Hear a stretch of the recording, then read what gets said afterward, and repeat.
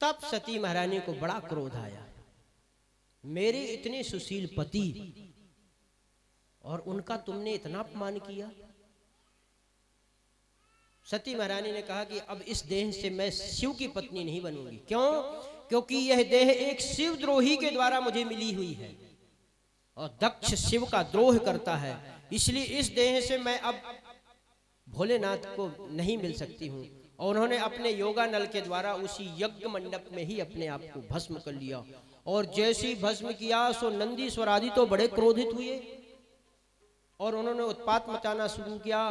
भृगु ऋषि ने रक्षोण मंत्र की आहुति दी और उससे बड़े बड़े रक्षा करने वाले पुरुष उत्पन्न हुए और नंदीश्वरों को मार के भगाने लग गए। इतने में ही पत्रकार थे नारद जी महाराज, उनकी पत्रकारिता बड़ी प्रबल है, तुरंत दौड़ के गए कैलाश पर्वत में। अरे भोलेनाथ, आप यहाँ समाधिस्थ बैठे हैं और सती का अपमान किया, घोर अपमान हुआ और उन्होंने देह त्याग कर दिया। अब पत्रकारों की शैली भी अलग होती है, किस मुद्दे को कैसे प्रस्तुत करना है। तो ऐसे प्रस्तुत किया कि भोलेनाथ आग बबूला हो गए एकदम। जो शांत है एकदम, वो एकदम क्रोधित हुए और भोलेनाथ ने एक जटा ली और अपनी जटा को जमीन में पटका, जिससे वीरभद्र उत्पन्न हुआ। भोलेनाथ से बोला, महाराज आज्ञा दीजिए, मेरा नाम क्या होगा? भोलेनाथ ने कहा, वीरभद्रम ते, हे वीर तुम्हारा कल्याण हो, इसलिए उसका नाम पड़ गया वीरभद्र।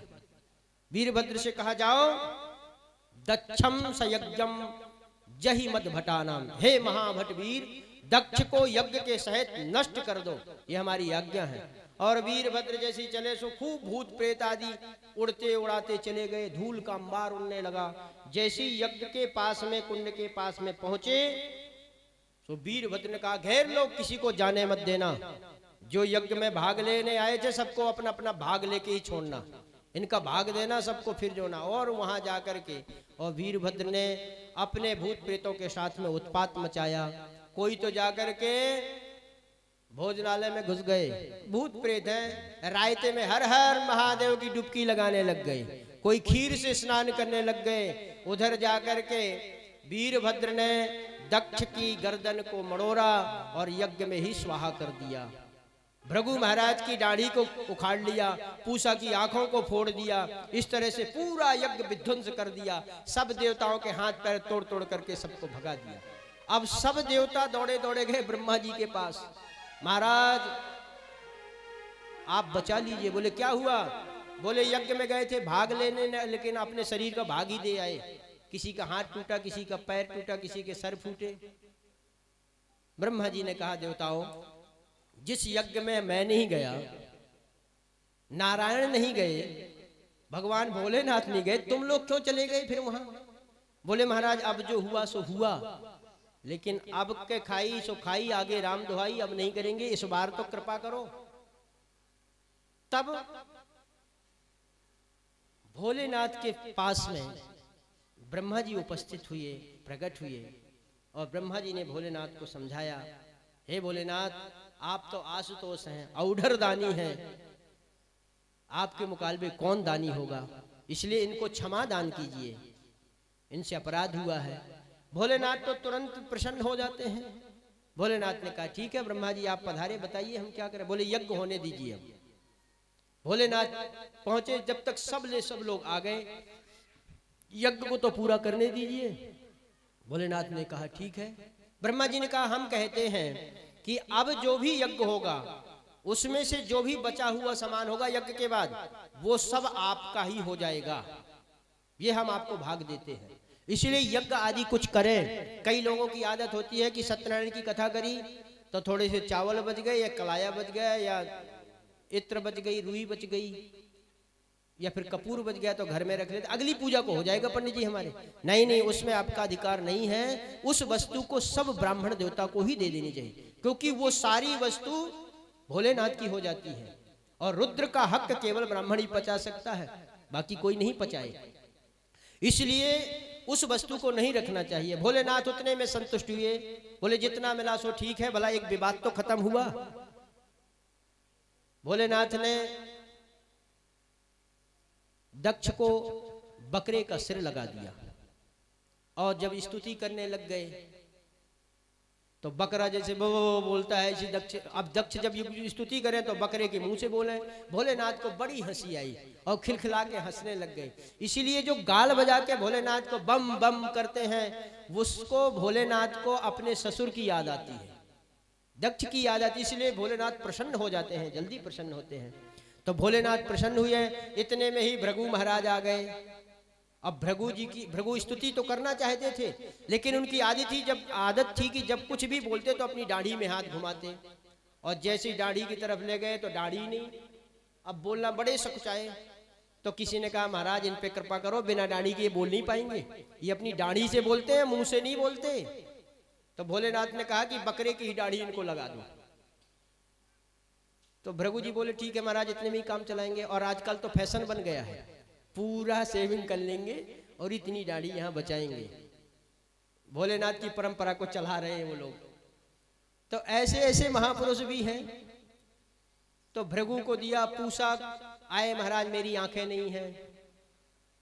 बोले तुम अपने मित्र की दृष्टि से देखना।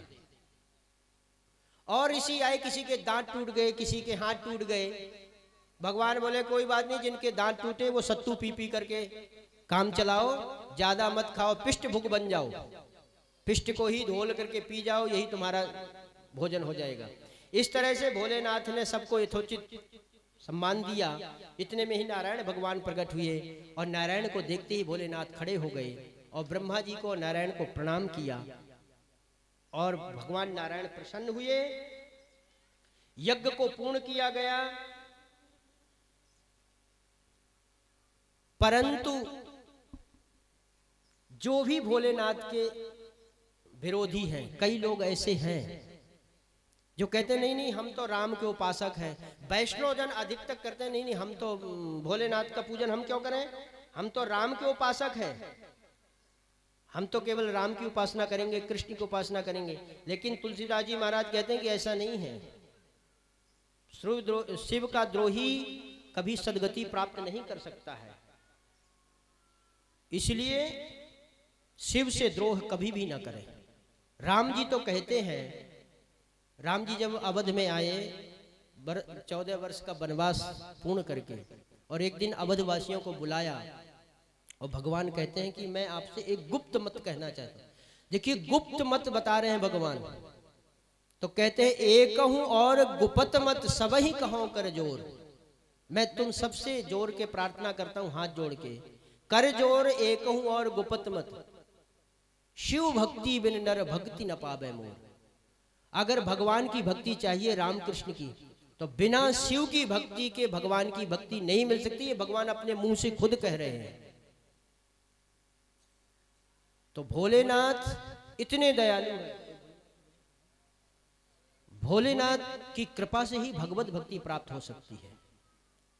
इसलिए अगर हम भगवान की भक्ति चाहें, या जीवन में सब कुछ चाहें, जीवन में अगर हमें गृहस्थ आश्रम में संपन्नता चाहिए, विद्या चाहिए, और आपस में पति पत्नी मिल के रहें, ये भोलेनाथ की कृपा से होगा। जिस घर में ज्यादा खटपट होती हो, भोलेनाथ की आराधना शुरू करें। क्यों? बोले भोलेनाथ का परिवार देख लीजिए। भोलेनाथ का वाहन है नंदी, और मां भगवती का वाहन है शेर। क्या नंदी को छोड़ देगा शेर कभी? लेकिन एक घाट में पानी पीते हैं।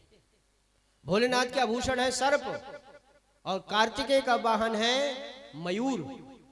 तो मोर तो देखते ही सर्प को तुरंत डस लेता है, लेकिन नहीं नहीं सब स्वतंत्र रहते हैं, खूब निश्चिंत होकर के। तो कैसी भी विषम परिस्थिति हो परिवार की, फिर भी हम अगर भोलेनाथ के उपासक हैं तो हम बहुत सुख में जीवन व्यतीत कर सकते हैं। इसलिए आइए भोलेनाथ से प्रार्थना करें।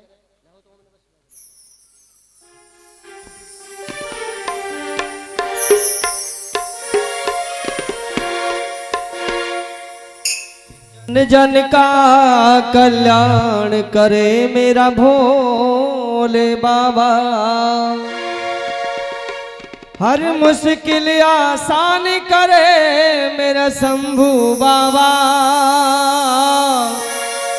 जन जन का कल्याण करे मेरा भोले बाबा, जन जन का कल्याण करे मेरा शंभू बाबा।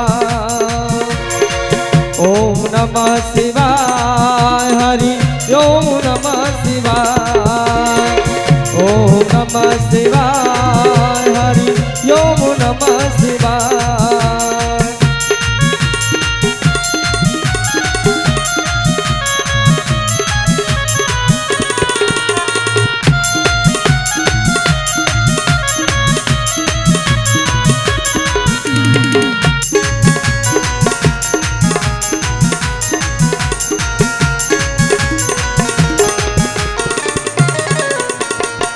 मंगलमय बुद्धि के दाता, मंगलमय बुद्धि के दाता, विघ्न विनायक भाग्य विधाता, विघ्न विनायक भाग्य विधाता। सबको अभय प्रदान करे मेरा शंभु बाबा,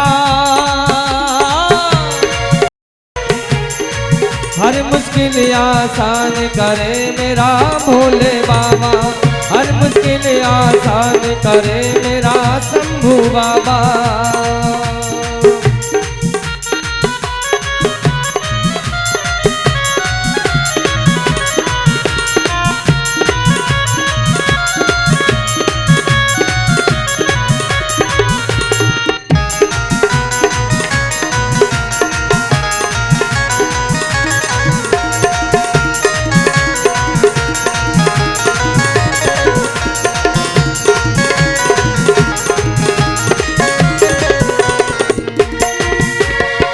भूले हुए को राह दिखाए, भूले हुए को राह दिखाए, देवों को अमृत पिलवाए, देवों को अमृत पिलवाए। भूले हुए को राह दिखाए, भूले हुए को राह दिखाए, देवों को अमृत पिलवाए, देवों को अमृत पिलवाए। खुद ही विष का पान करे मेरा शंभु बाबा, हर मुश्किल आसान करे मेरा भोले बाबा, हर मुश्किल आसान करे मेरा भोले बाबा। ओ जन जन का कल्याण करे मेरा शंभु बाबा।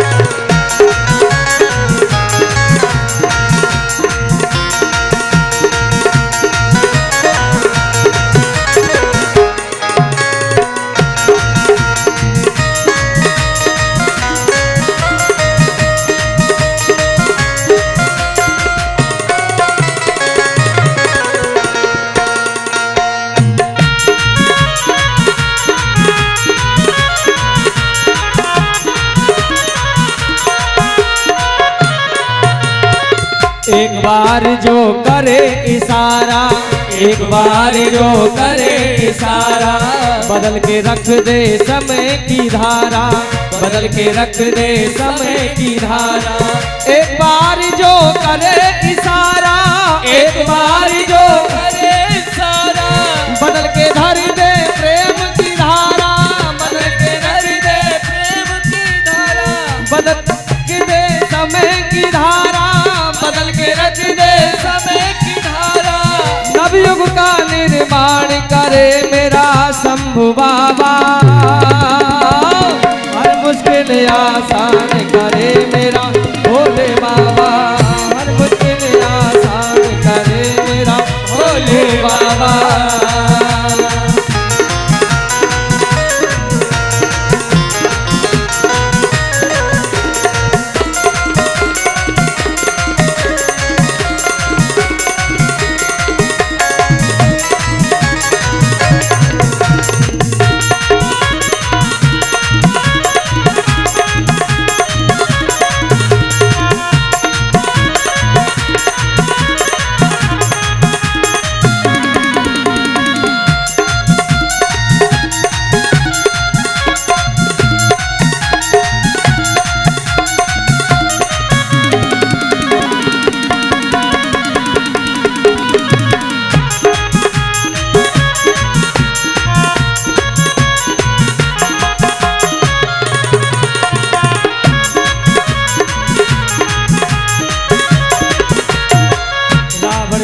दी सोने की लंका, रावण को दी सोने की लंका। बाजा था त्रिभुवन में डंका, बाजा था त्रिभुवन में डंका। रावण को दी सोने की लंका, रावण को दी सोने की लंका। बाजा था त्रिभुवन में डंका, बाजा था त्रिभुवन में डंका। निर्धन को धनवान करे मेरा शंभु बाबा, हर मुश्किल आसान करे मेरा भोले बाबा, हर मुश्किल आसान करे मेरा शंभु बाबा। जन जन का कल्याण करे मेरा भोले बाबा, हर मुश्किल आसान करे मेरा शंभु बाबा। और आइए जो भोले बाबा को मानते हैं, देखिए सबसे कम समय में प्रसन्न होने वाले देवता केवल एक भोलेनाथ ही है। देवों को देव महादेव। आइए दोनों हाथ उठा करके पंचाक्षर मंत्र का आनंद लेते हुए उच्चारण करते हुए ताली सेवा करके ओम नमः शिवाय हरि ओम नमः शिवाय, ओम नमः शिवाय हरि ओम नमः शिवाय, ओम नमः शिवाय हरि ओम नमः शिवाय, ओम नमः शिवाय हरि ओम नमः शिवाय, ओम नमः शिवाय हरि ओम नमः शिवाय, ओम नमः शिवाय हरि ओम नमः शिवाय, ओम नमः शिवाय हरि ओम नमः शिवाय, ओम नमः शिवाय हरि ओम नमः शिवाय, ओम नमः शिवाय हरि ओम नमः हरि ओम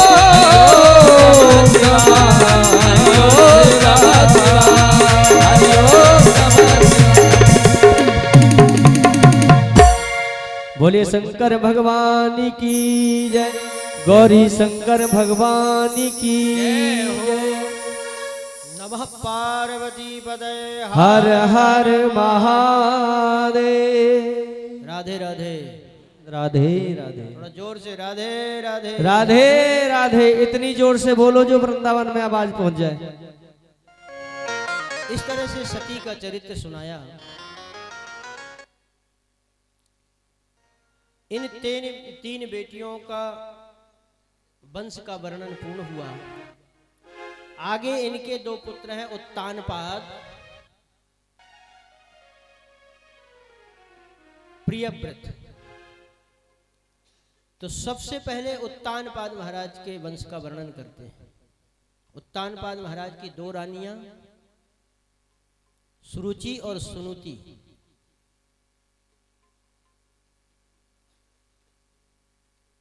बड़ी रानी है सुनीति और छोटी रानी है सुरुचि। राजा पहले सुनीति को बहुत प्रेम करते थे, लेकिन सुनीति महारानी के कोई संतान नहीं हुई, तो उन्होंने दूसरा विवाह किया सुरुचि महारानी से। लेकिन जब सुरुचि से विवाह हो गया तो कुछ दिनों बाद इनके भी एक पुत्र हो गया सुनीति महारानी के। और अब जैसे पुत्र हुआ, पहले तो बड़े प्रेम से रहती सुनीति और सुरुचि, लेकिन जैसे पुत्र हो गया तो अब सुनीति जो थी, सुरुचि थी, वो सुनीति महारानी से द्वेष करने लगी। उसको सौतिया डाह लग गए, अरे इसके पुत्र हो गया, अब तक तो मैं इसलिए इनको ब्याह के ये मुझे लाए थे कि मेरी संतान राजा बनेगी, परंतु यह तो बड़ी रानी है और इसके पुत्र का ही सर्वप्रथम अधिकार होगा राजगद्दी में, इसलिए ऐसा षड्यंत्र रचा जाए कि राजा इसके समीप ही ना पहुंचे। और वो राजा को अपने वशीभूत कर लिए। यहां तक कि राजा ने उनका परित्याग किया। महल के बाहर एक एकांत महल में अलग जगह में उनको जगह दी गई, लेकिन राजा के अंग संग में तो केवल सुरुचि रहती थी। एक दिन पुत्र ध्रुव खेलते हुए राजमहल में अपने पिता को देखा। क्योंकि सुरुचि का जो पुत्र था उत्तम, वो भी खेल रहा था, राजा उसको खिला रहे थे, उत्तानपाद उसको स्नेह कर रहे थे। उसी समय ध्रुव ने देखा, उसका भी विचार हुआ, उसके मन में आया, छोटा बालक था, कि मैं भी इनकी गोद में जाके बैठूं, मुझे भी स्नेह करें। लेकिन वहां सुरुचि बैठी हुई थी।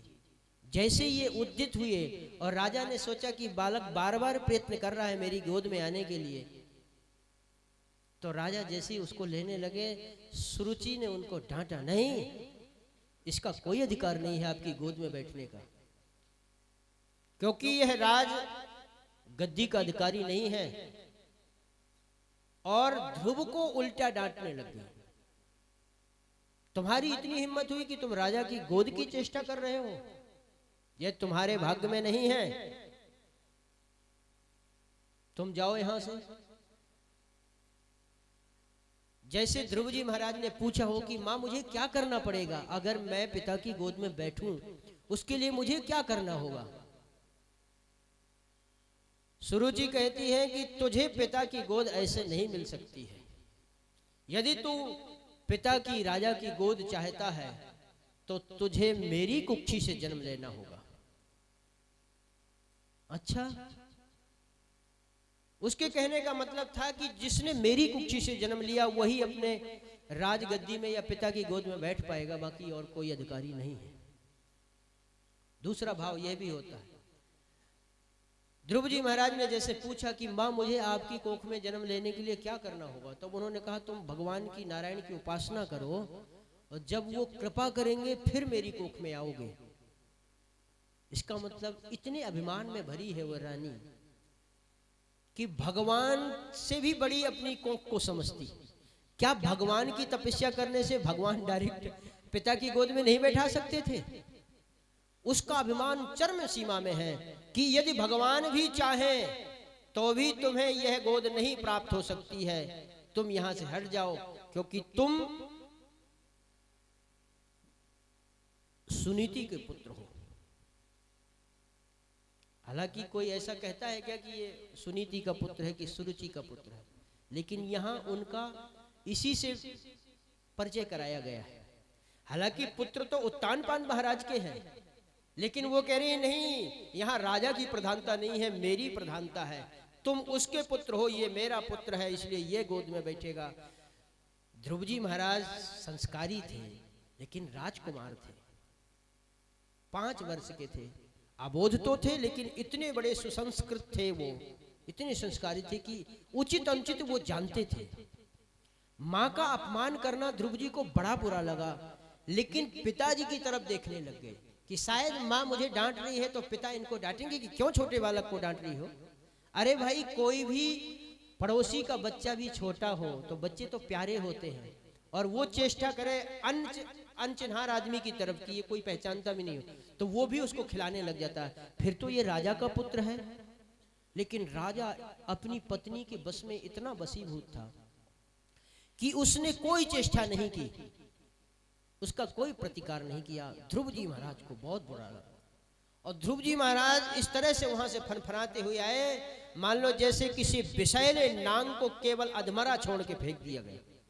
नाग को अगर अधमरा छोड़ देंगे तो नाग छोड़ने वाला नहीं है। फिर ये राजकुमार थे, क्रोध में और अपने अपमान में जल रहे थे, बहुत रोए।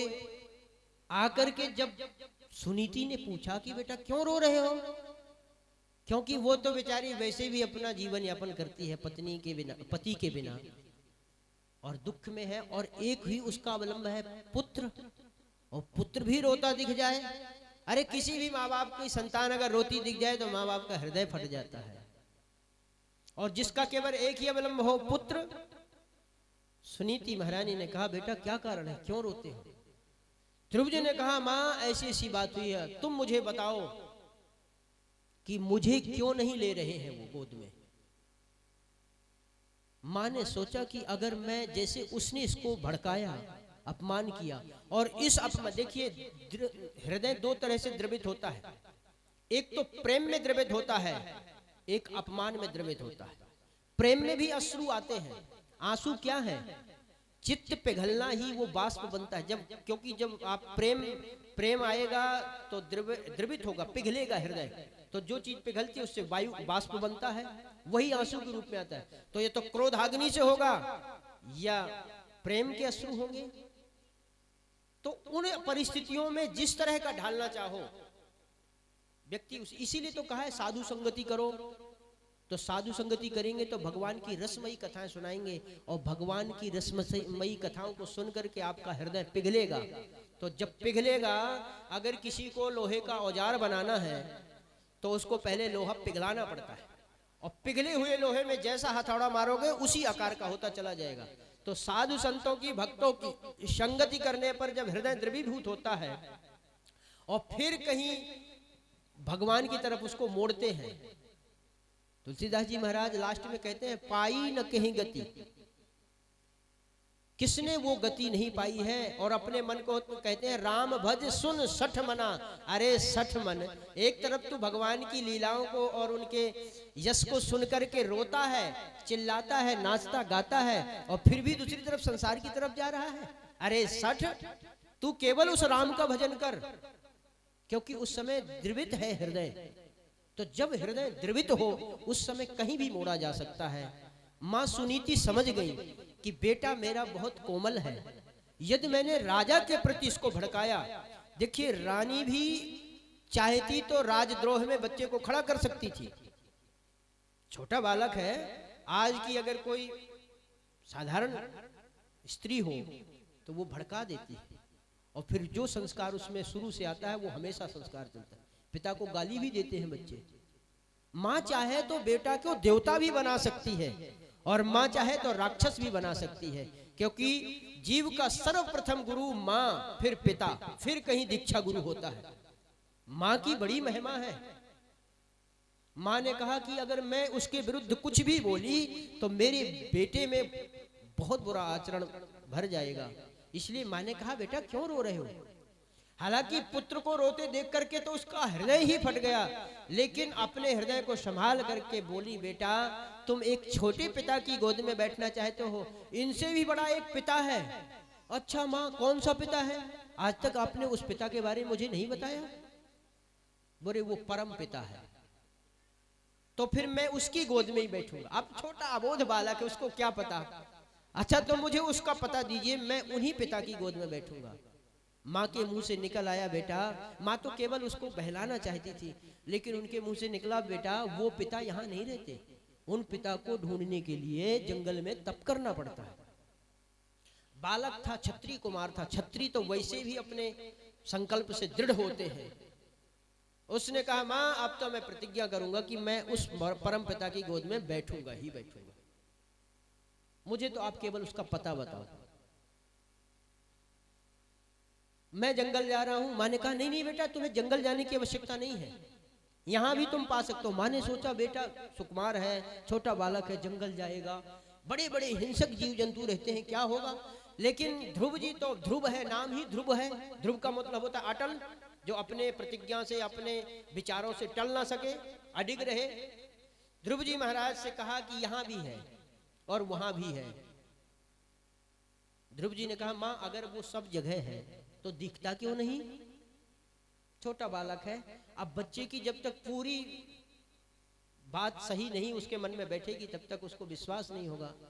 माँ ने कहा, बेटा सब वस्तुएं दिखने की नहीं होती हैं, कुछ ऐसी चीजें होती हैं जो केवल दिखाई नहीं दे जाती। आजकल के जमाने में एक महाशय किसी संत को मिले और उन्होंने कहा, महाराज जी क्या लोगों को मूर्ख बनाते हो, भगवान है भगवान है। कहाँ है भगवान? हम कंप्यूटर के जमाने में हैं, हम सब प्रत्यक्ष में जानना चाहते हैं, प्रत्यक्ष को ही प्रमाण मानते हैं, हम कही हुई बातों को नहीं मानते। बोले नहीं नहीं, भगवान अनुभव की चीज होता है। संत जी बोले, अनुभव की चीज है? तो बोले नहीं नहीं, काहे का अनुभव, आप तो हमें प्रत्यक्ष दिखाओ, और अगर नहीं दिखा सकते हो तो भगवान नहीं है ये मान लेना। संत जी ने सोचा कि ये तो बड़ा उदंडी है, और एक तर्क होता है, एक कुतर्क होता है। तो तर्क में तो कुछ हद तक जाया जा सकता है, तर्क तो किसी सिद्धांत में लगा है, लेकिन कुतर्क के कोई हाथ पैर नहीं होते, वो तो जो मनमुखी आए सो बोलने लग गए। संत जी ने कहा कि अच्छा बिना देखे नहीं मानोगे? बोले नहीं महाराज। तो पास में ही बैठे थे संत जी ने एक थपाड़ा मारा उसके गाल में, लाल गाल हो गए। वो तो क्रोध, अरे महाराज जी ये क्या कर दिया आपने, मुझे मार दिया। तो बोले क्या हो गया, अरे बोले कह रहे क्या हो गया, मेरे को दर्द हो रहा है।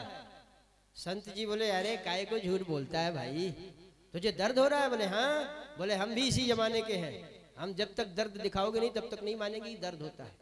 अरे बोले दर्द भी कोई दिखाने की चीज होती है, तो अनुभव कर रहा हूं मैं। तो बोले मूर्ख, मैं भी तो जब से यही बता रहा हूं कि भगवान को देखा नहीं जा सकता है, भगवान को भी अनुभव ही किया जा सकता है। माँ ने कहा पुत्र कुछ ऐसी चीजें होती हैं जो देखी नहीं जा सकती। ध्रुव ने कहा जैसे, बोले जैसे पुष्प में सुगंधी। अब कोई व्यक्ति कहे कि भाई सुगंध आ रही है, तो कोई ये नहीं कहेगा कि सुगंध, ये सुगंध नहीं, नहीं इस पुष्प की सुगंध है। तो पुष्प के अलावा क्या सुगंध को आप देख सकते हैं, सुगंध दिखाई नहीं देती है। ऐसी कई वस्तुएं हैं जो दिखाई नहीं दे सकती हैं पुत्र, इसलिए परमात्मा तो है ही।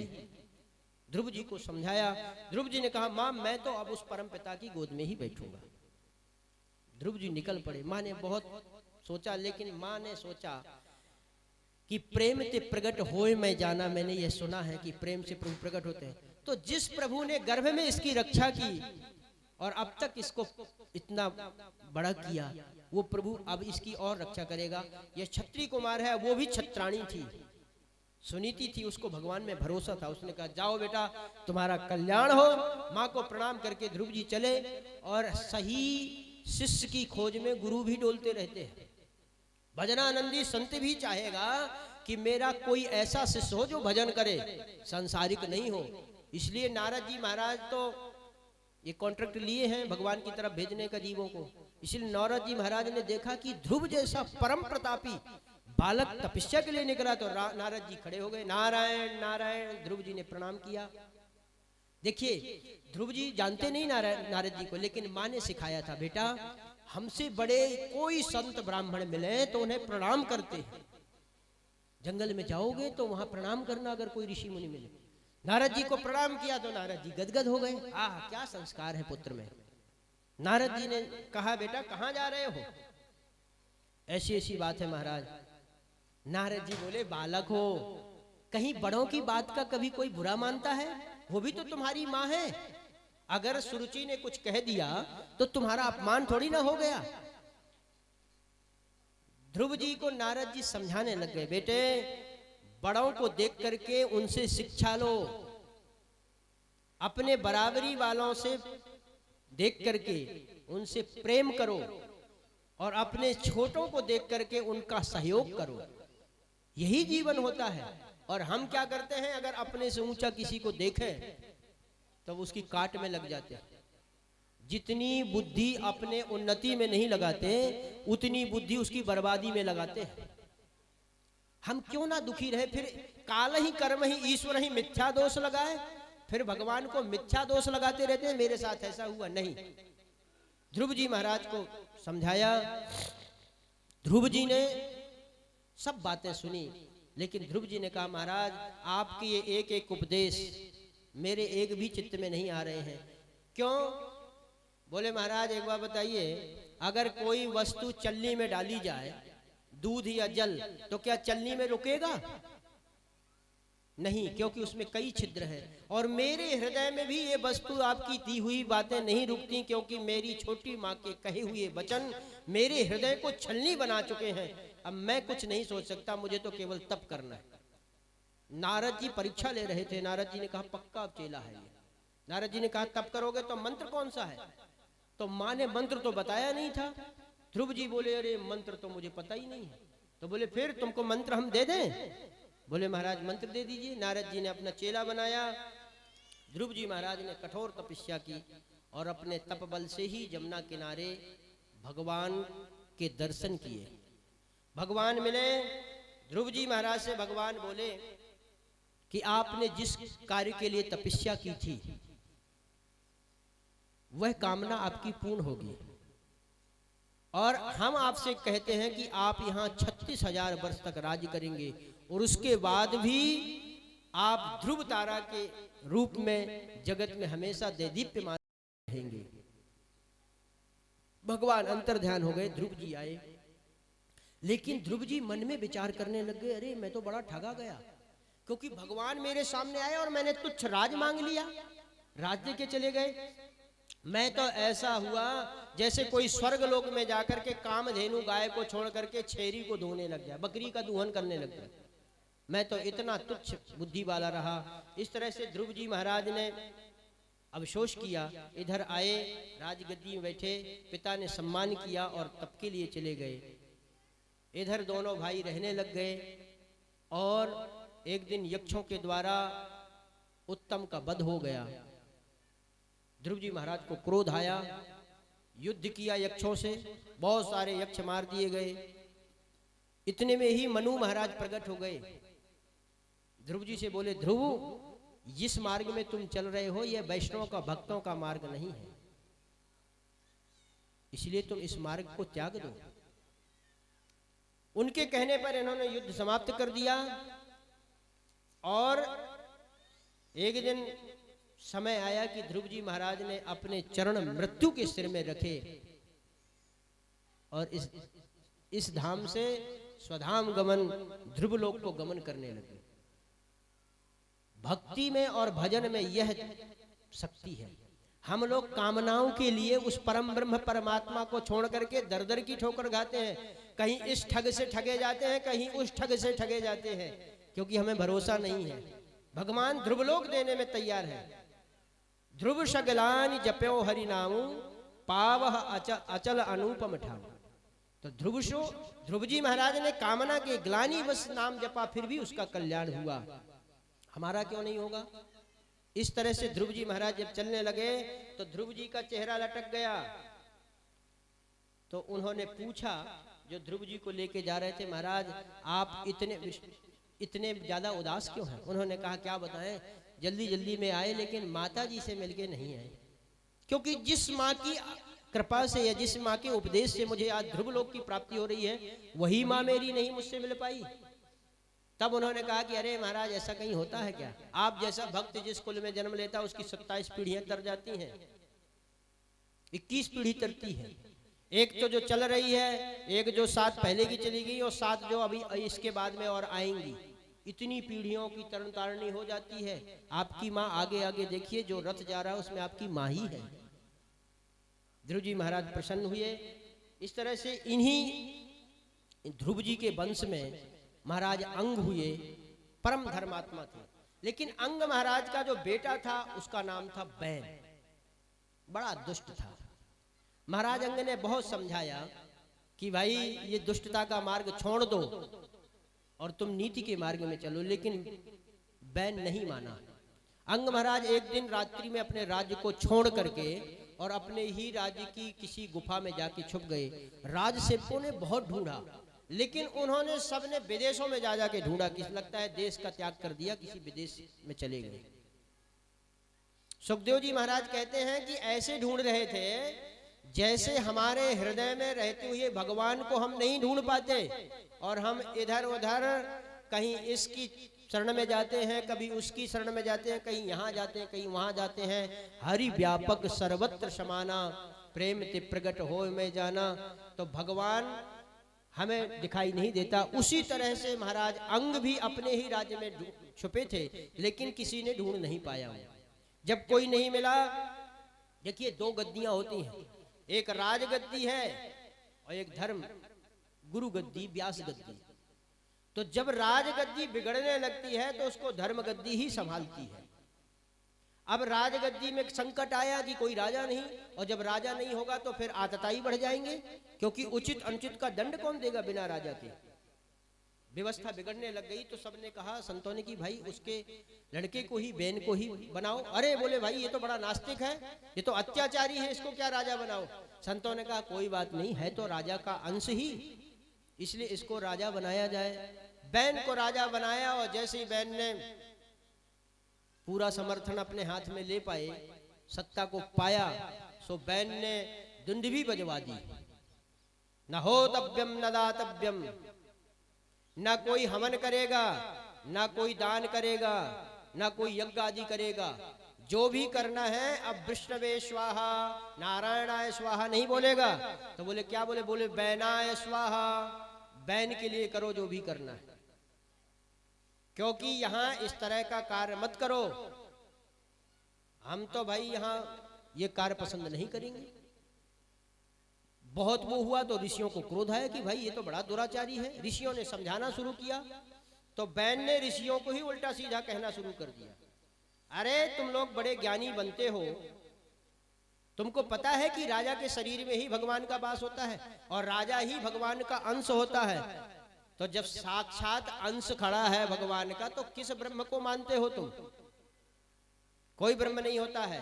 फालतू घी बर्बाद मत करो। आजकल भी कई बैन हैं। कई लोग कहते हैं अरे महाराज आप लोग तो आग में घी झोंकते रहते हैं, क्या होगा इससे?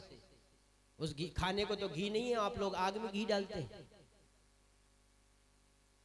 इससे अच्छा किसी को खिलाया जाए। अरे भाई आप कोई भंडारा करते हैं तो कितने लोगों को खिला देते हैं, और जो खिला देते हैं क्या जरूरी है कि वो उसकी पुष्टि का कारण बनेगा? कोई बीमार भी हो सकता है भोजन से, ज्यादा खा जाएगा तो। लेकिन यदि उसी घी को गाय के घी से आप आहुति करते हैं तो खिलाएंगे तो आप स्वजन संबंधियों को, अपने शत्रु को नहीं खिलाएंगे।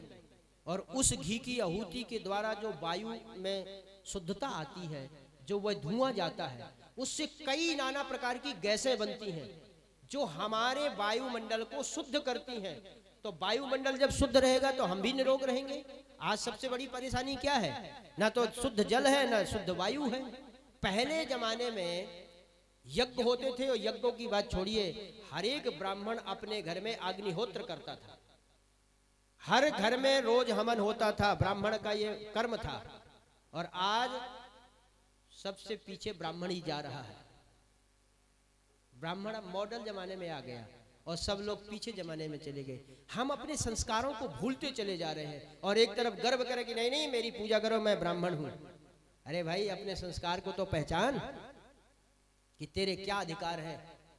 बिना अधिकार के तुम कैसे सत्ता ग्रहण कर सकते हो? तो तुम अपने अधिकारों को समझो। बैन को उन्होंने समझाया, देखो ये गलत कर रहे हो, ऐसा मत करो। जब उसने उल्टा ऋषियों को ही कहना सुनना शुरू कर दिया तो ऋषियों ने हुंकार भरी, और जैसी हुंकार भरी सो बैन का तो गोविंदाय नमो नमः हो गया। ऋषियों के क्रोध से उसकी मृत्यु हो गई। अब तो और अव्यवस्था बिगड़ गई, अव्यवस्था हो गई, व्यवस्था पूरी चौपट हो गई। अब क्या हो, तो सबने विचार किया कि चलो इसी का हमें मंथन करना चाहिए। तो बैन का ही मंथन किया गया, जिससे उनके शरीर से पृथु महाराज का जन्म हुआ और रुचि महारानी, अर्ची महारानी। इन दोनों, ये दोनों साक्षात लक्ष्मी नारायण के रूप में अवतरित हुए। इनको राजा बनाया गया। जब ये राजा बने, धर्म ध्वजा लहराने लग गई, सब खुशी रहने लग गए। लेकिन एक दिन सभी प्रजावासी आए, बोले महाराज हम तो भूखे मर रहे हैं। तो बोले क्या हुआ, क्यों भूखे मर रहे हो? बोले महाराज पृथ्वी में अन्न बोते हैं तो उसका कुछ आता ही नहीं है। तो बोले अच्छा। इनको क्रोध आया और इन्होंने पृथ्वी को ललकारा, वसुधे त्वाम वधिष्यामि मच्छासन परांगमुखी। हे वसुंधरे मैं तेरा वध कर दूंगा, क्योंकि तुम मेरे आज्ञा के प्रमुख हो यदि आ रही हो। पृथ्वी महारानी हाथ जोड़ के आई, महाराज मेरा कोई दोष नहीं है, क्योंकि आपसे पूर्व जो राजा बैन था बड़ा अधर्मी था। और पृथ्वी कहती है जब कोई अधर्मी राजा आ जाता है तो मैं अपने सब गुणों को अपने आप में छुपा लेती हूँ। और आज भी अधर्म का एक ही पहचान ये है कि आप जो बोते हो उसका बहुत कम मिले। लेकिन हम पृथ्वी का, राजा ने पृथ्वी का दोहन किया और हम पृथ्वी का शोषण कर रहे हैं। दोहन तो कर सकते हैं, गाय को दुहा जाता है, लेकिन गाय को दुहना है कि बछड़ा का हक दे करके दोहन कर लो। लेकिन अगर हम इंजेक्शन लगा करके गाय का दूध दुहें तो फिर ये गाय का शोषण हो जाएगा। इसी तरह से पृथ्वी का दोहन तो किया, लेकिन जब पृथ्वी में उर्वरक क्षमता कम हो गई तो खाद, नाना प्रकार की रसायन खादों को डालने लग गए कि बीज तो क्या कुछ दिनों में धरती भी बंजर ही हो जाएगी। लेकिन हमें भविष्य से, अपने आने वाली पीढ़ी से कोई मतलब नहीं है, समाज से और किसी से मतलब नहीं, क्योंकि हमारा स्वार्थ सिद्ध हो रहा है। पृथ्वी का दोहन किया, नाना प्रकार के रत्न आदि प्रकट हुए और महाराज पृथु बड़े धर्मात्मा थे। आज की कथा इन्हीं के चरित्र तक रहने दें। कल आपको बाल कृष्ण लाल की लीलाओं का वर्णन करेंगे यहाँ, लेकिन कल तो केवल जन्म तक ही पहुंचेंगे, उनकी लीलाएं तो परसों से गाई जाएंगी। तो कल बामन जी का जन्म की कथा, श्री रामभद्र के जन्म की कथा, श्री कृष्णचंद्र के जन्म की कथा, ये सब कथाएं सुनाई जाएंगी और उत्सव में भागी बनकर ही उत्सव के रूप में यहाँ आए। और उत्सव का अर्थ होता है, हमारे ब्रज की परंपरा है कि जब भगवान का जन्म हुआ तो दधी हल्दी की कीच मची है नंदजू के अंगनैया। तो पीतांबर धारण किए हैं गोपी ग्वाल और दही हल्दी को खूब छिड़क रहे हैं। इसलिए आप दही हल्दी तो ना लाएं क्योंकि सबके वस्त्र भी खराब होंगे, लेकिन पीले पीले वस्त्र पहले से ही पहन के आ जाएंगे तो दही हल्दी की आवश्यकता नहीं पड़ेगी। तो सबसे यही प्रार्थना है कि इस उत्सव में आप सब लोग अपना अपना योगदान दें, आप सब लोग आए। जय श्री राधे, जय श्री कृष्ण, राधे राधे। बोले बाके बिहारी लाल की जय। आइए सभी अपने स्थान पर खड़े हो जाएं और ठाकुर जी के दरबार में हाजिरी लगाते हुए भजन के पश्चात तू राधे राधे बोली जरा, तू श्यामा श्यामा बोली जरा, तू राधे राधे बोली जरा, तू श्यामा श्यामा बोली जरा, मिले श्याम नाम जागे, तू राधे राधे बोली जरा, तेरी बदल जाए तकदीर, तू राधे राधे बोल जरा।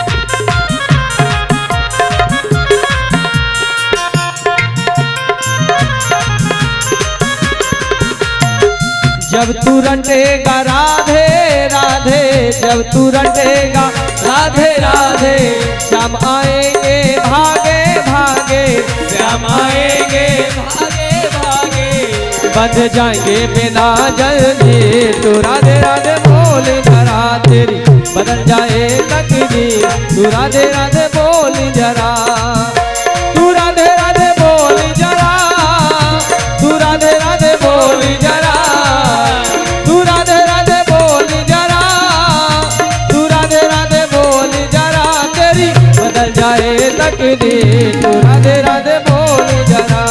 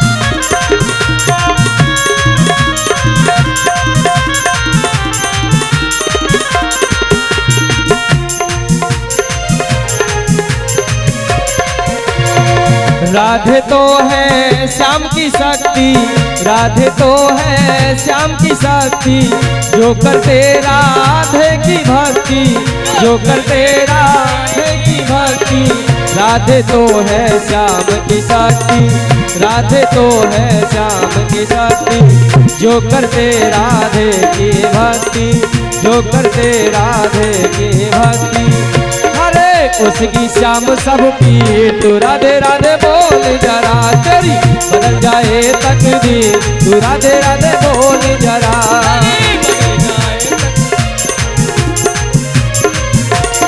ओ तू राधे राधे बोल जरा,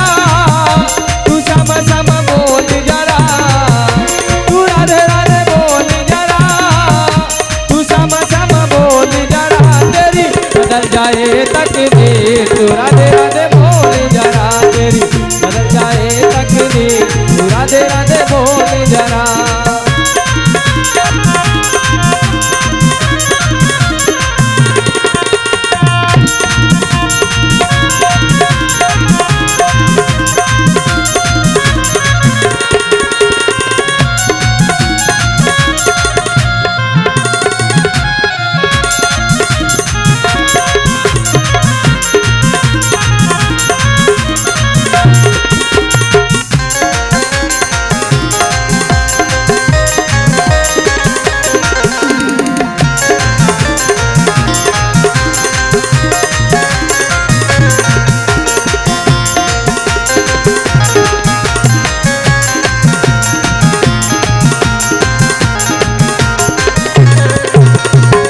मोहन के प्राणों में राधा, मोहन के प्राणों में राधा, मुरली की तानों में राधा, मुरली की तानों में राधा।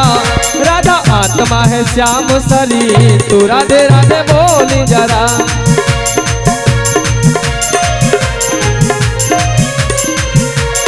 ओ तू राधे राधे बोल जरा, तू रामा श्याम बोल जरा, तू राधे राधे बोल जरा, तू श्याम श्याम बोल जरा। तेरी बदल जाए तकदीर तू राधे राधे बोल जरा, तेरी बदल जाए तकदीर तू राधे राधे बोल जरा।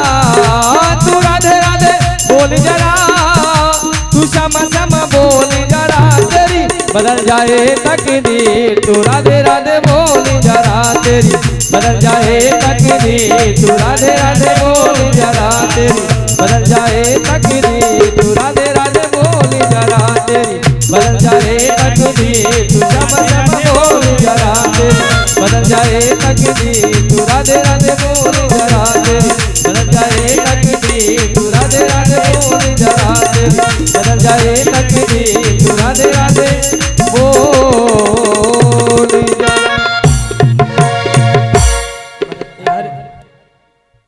हरि ओम ओम चंद्रमा मनसो जातचक्षुः सूर्यो अजायत श्रोत्राद्वायस्य प्राणस्य मुखादग्निरजायत। सभी लोग अपने स्थान से वहीं से खड़े खड़े भाव से भागवत जी की आरती करेंगे।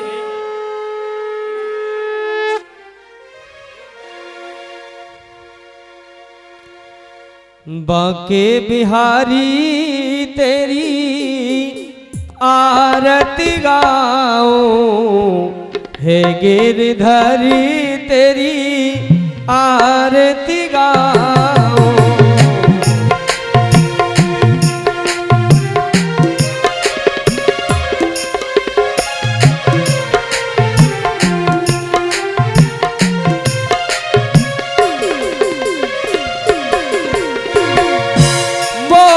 मुकुट तेरे शीश पे सो है, मोरी मुकुट तेरे शीश पे सो है। प्यारी बंसी मेरा मन मोह है, प्यारी बंसी मेरा मन मोह है। देख छवि हारी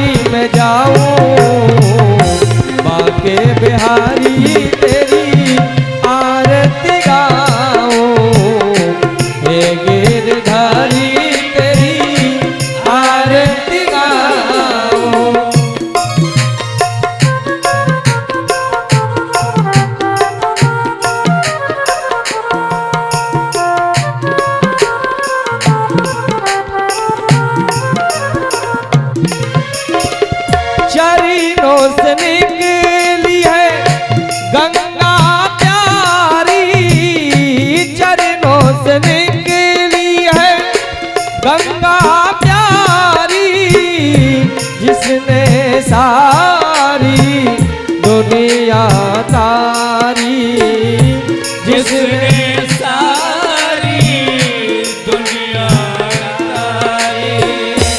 उन चरणों के मैं दर्शन पाऊं, बाके बिहारी तेरी आरती गाऊं, हे गिरधरी तेरी आरती गाऊं।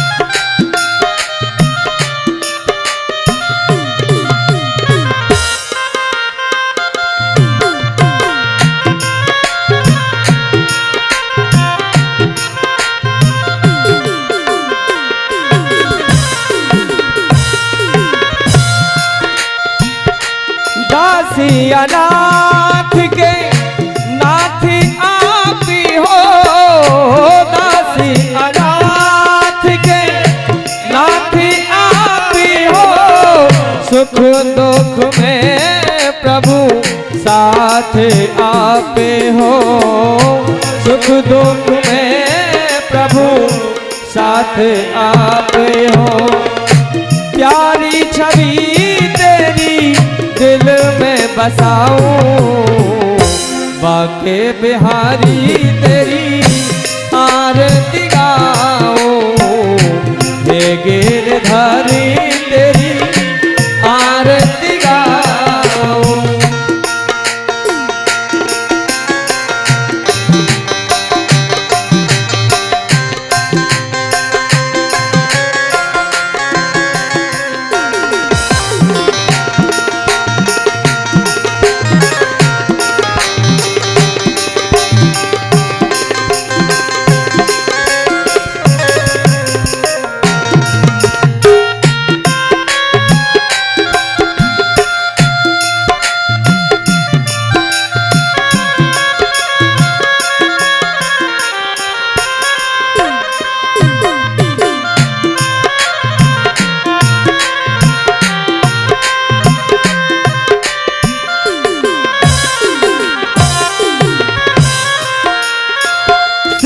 हरिदास के प्यारे तुम हो, श्री हरिदास के प्यारे तुम हो, मेरे मोहन जीवन धन हो, मेरे मोहन जीवन धन हो। युगल छवि पे हारी में जाऊं, बाके बिहारी तेरी आरती गाऊं, बाके बिहारी तेरी आरती गाऊं।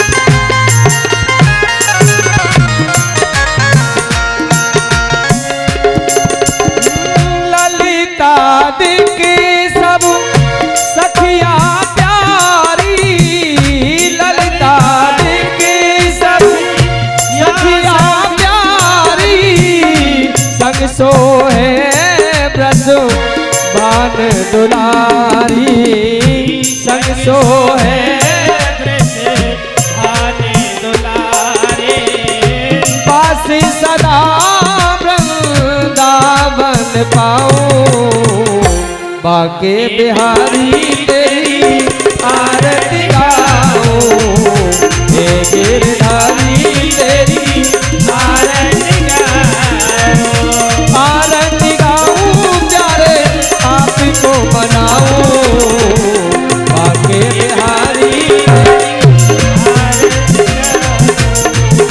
बाके बिहारी तेरी आरती गाऊं, हे गिरधारी तेरी आरती गाऊं। कर्पूर